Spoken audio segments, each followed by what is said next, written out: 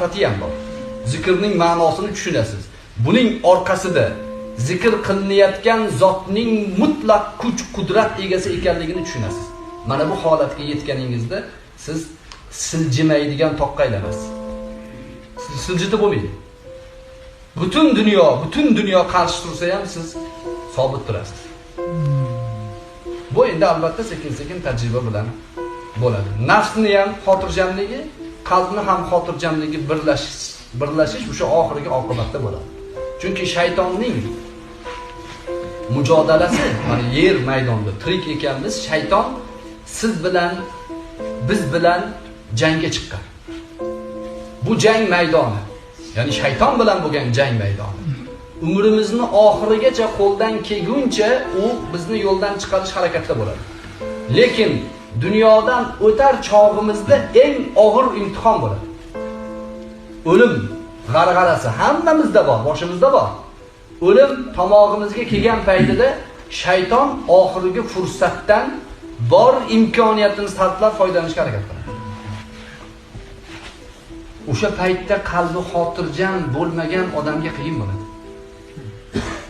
Tog'dek iymoni sobit bo'lmagan odam iztirobga tushadi.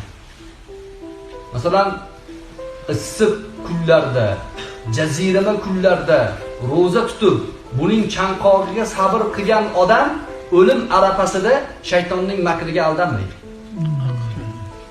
Chunki insonni o'lim bosib kelayotganda qattiq chanqaydi. Juda qattiq chanqagan paytda shayton qo'lida billur idishda suv ko'tarib keladi. Kelib, mana buni ol deydi. İçemen desa, Alloh yo'q degin, oxirat yo'q degin, Xudo yo'q degin, payg'ambar yolg'onchi degin, beraman deydi.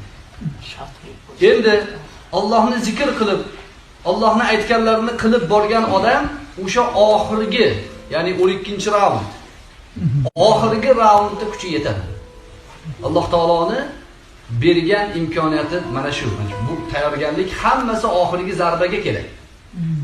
Lekin bunaqa narsalarga shug'ullanmagan, bunaqa narsalarga o'zini tayyorlamagan odamni o'sha paytda xavfi bor. Alloh taolo hammamizni bu xavfdan qutqarsin. Bu qilayotgan ibodatlarimizni Alloh taolo qalbimizga o'rnashtirsin, quvvat qilsin.